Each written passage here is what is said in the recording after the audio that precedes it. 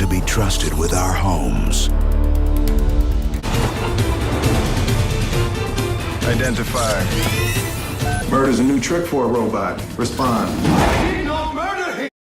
IRobot, the movie. This movie stars Will Smith, is about a man who's a detective, and he's basically investigating the suicide of a US robotics founder. So I thought it'd be interesting to review this film because we're living in the times of AI, and I should say the birth of AI, I guess, even though I do believe that it's been around longer than perhaps we've known. Speculative, I know. I believe it's highly possible. I found it important to mention this movie too, with the film saying 2035 and it's 2024. Remember when we all thought that there would be flying cars when we were kids, and that we'd be all living in the year 3000 like the Jonas Brothers, and that we would be like the Jetsons, how there would be flying cars and whatnot. Yeah, AI robots in this film are supposed to only exist to basically serve humans, not harm them. Really to just be of assistance, but there's always one, right? The bad seed. This film had a lot of action-packed sequences, and the visuals were pretty clean to look at, especially the high-tech car and the AI robot, and even the nice-looking building. But for me personally, this movie wasn't really all that. Of course, Will Smith is pretty likable and a decent actor, but I'm not sure this is the type of film that I would say had a very strong plot or anything at all, except it was about a detective on the hunt against AI robots. Sure, that can be the plot, I guess. It didn't really interest me much. Kind of wanted to stop watching this for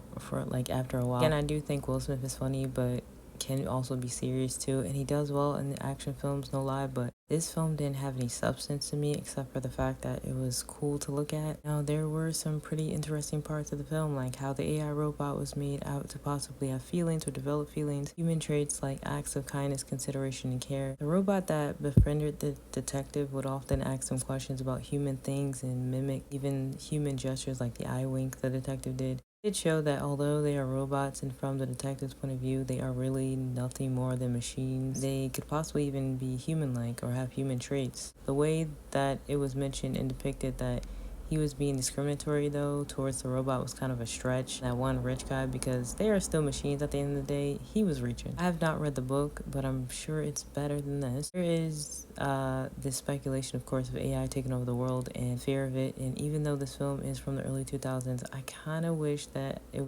was focused less on the action sequences and nice flashy things. Even though I feel like it fits this movie, and yeah, it's cool to look at, like I said, but I didn't really care much about it overall. But definitely comment below and let me know what you think about it.